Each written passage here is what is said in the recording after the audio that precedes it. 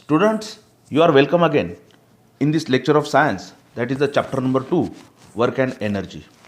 So, in the earlier period, we studied about the kinetic energy. Today, we are going to see the expression for the kinetic energy. Now, we are going to see the expression for kinetic energy.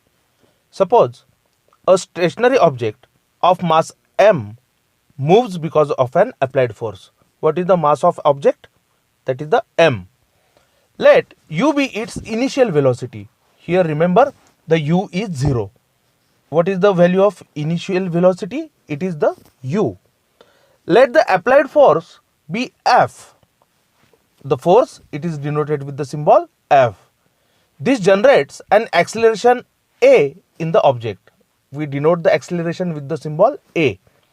And after time t, the velocity of the object, it will becomes the v, and the displacement during this time is s. So remember all those symbols, that is nothing but the m, u, f, a, t, v and s. Now we are proceeding towards the expression. Remember, the work done on the object, it is calculated with the help of formula, that is the W is equal to F into S. So according to the Newton's second law of motion, force is equal to mass into acceleration. Therefore the formula is F is equal to ma. This is our equation number 1.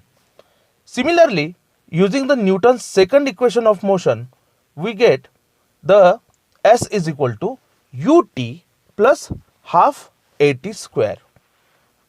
What is that? S is equal to ut plus half at square.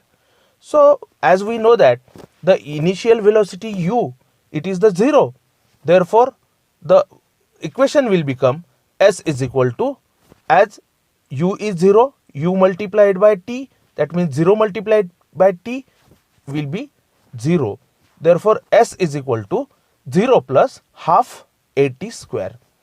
So this is our equation number 2, that the S is equal to half at square. Now if the work done is equal to mass into acceleration, and that means the force into displacement.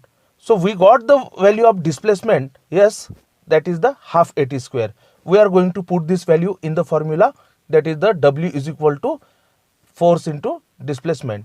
So the value of force is ma multiplied by value of S, that is the half at square.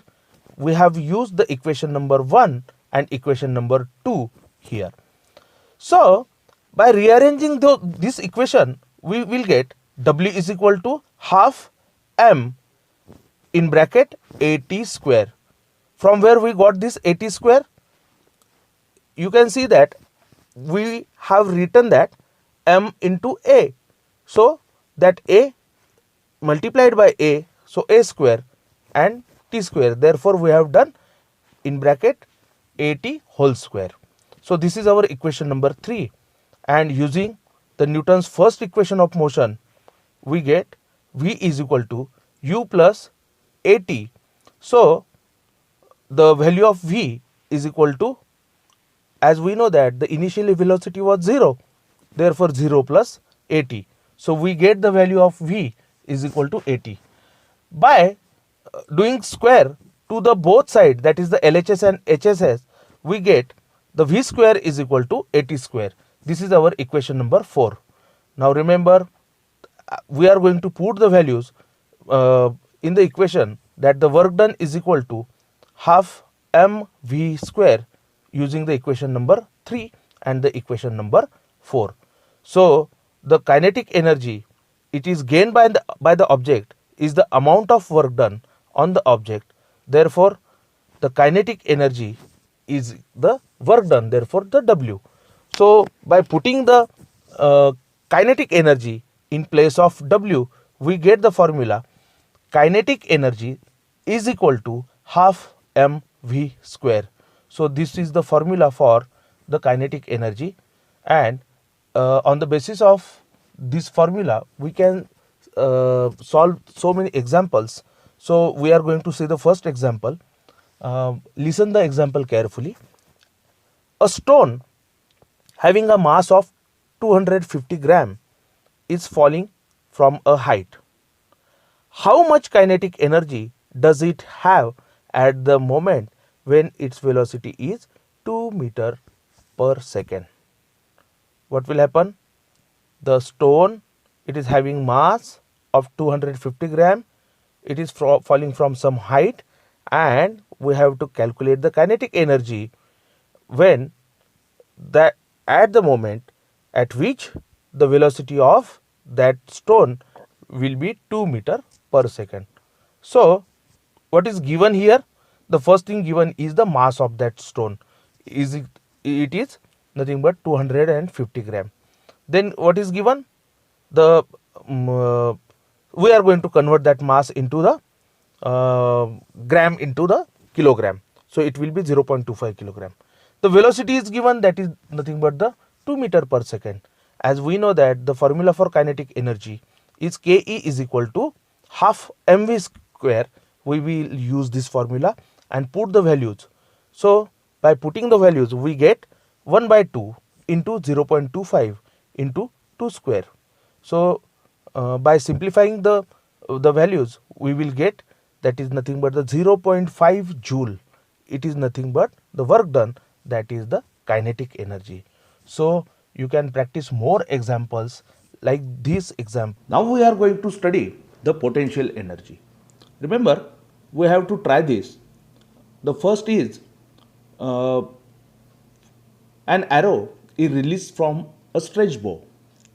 The second is water kept at height flows through a pipe into the tap below. And the third is a compressed spring is released.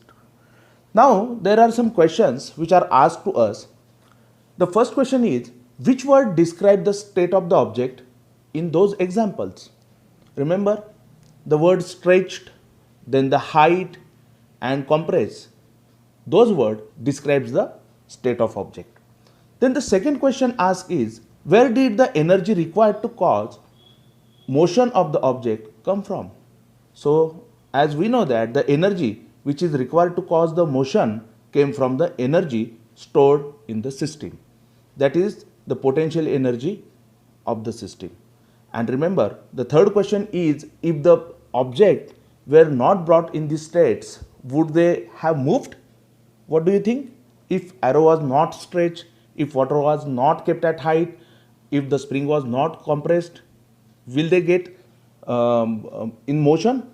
So the answer will be no. So here we saw how do these states of the object, they causes them to get move. So remember, the potential energy is required to move those objects. So what it mean by potential energy? The energy stored in an object because of its specific state or position is called its potential energy. I am going to repeat again. The energy stored in an object because of its specific state or position is called its potential energy. Now we are going to do one activity again. You have to hold a chalk at the height of 5 centimeter from the floor and release it. And again, now stand up straight and then release the chalk. What will happen? In the first case, when the chalk it was released from the 5 centimeter from the floor, it do not get affected that much. But when you stand up straight and then release the chalk, what happens? The chalk it get break. So there is a difference in the result of those two activities. So my question is, why? Why this happened? Remember, this happened only due to the difference between the height from which that chalk was released. And remember, due to the height in the second case, when we stand up straight, the energy which was stored in the chalk, it was greater than the earlier case.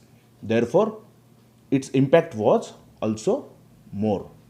Students, you must have got the concept what is it mean by a potential energy. Now we are going to see the expression for the potential energy. So listen carefully. To carry an object of mass m to a height h above the earth's surface, a force equal to mg has to be used against the direction of the gravitational force. The amount of work done, it can be calculated as follows. So as we know that the work, it is nothing but the force into displacement. Therefore W, it will be equal to, as we saw, the force is equal to mg and displacement means its height. So W is equal to mg into h.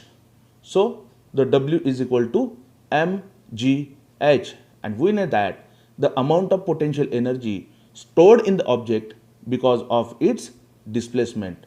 Therefore the potential energy will be equal to mgh, that is W is equal to PE. PE nothing but the potential energy. Now we will see solved example. So here example given to us is 500 kg water is stored in the overhead tank of 10-meter height building. Remember what is the height of building? 10 meter. And then calculate the amount of potential energy stored in the water. Listen carefully again. The 500 kilogram water, it is stored in the overhead tank of a 10-meter high building, and we have to calculate the potential energy or amount of potential energy stored in water. So what is given to us? The first thing is the height is given, that is equal to 10 meter. Then the mass of object, that is the mass of water, is given, it is equal to 500 kg. And we know that the acceleration due to gravitation, that is the g, is equal to 9.8 meter per second square. So we will put those values in the formula, that is the PE is equal to mgh.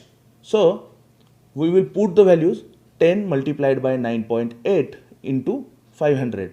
So the answer will be 49,000 joule. So how much potential energy is stored in that water? It is nothing but the 49,000 joule. One more interesting example is given in your textbook, that the Ajay and Atul have been asked to determine the potential energy of a ball of mass m kept on a table as shown in this figure. So what answer will they get? Will they get the different answer or the same answer? What do you conclude from this? So according to Atul, the height of ball is less, but according to the Ajay, the height of ball is more. Remember, we will get the formula for Ajay, that is the m into g into h1. But according to Atul, the formula will be m into g into h2. Therefore there will be the difference in the potential energy according to Atul and the Ajay. So what we can conclude now, the potential energy is relative concept, and the height of the ball with respect to the Ajay and Atul are different. So potential energy with respect to them will be also different. So here we studied the potential energy. We will stop here and we will study the next part in the next period. Thank you.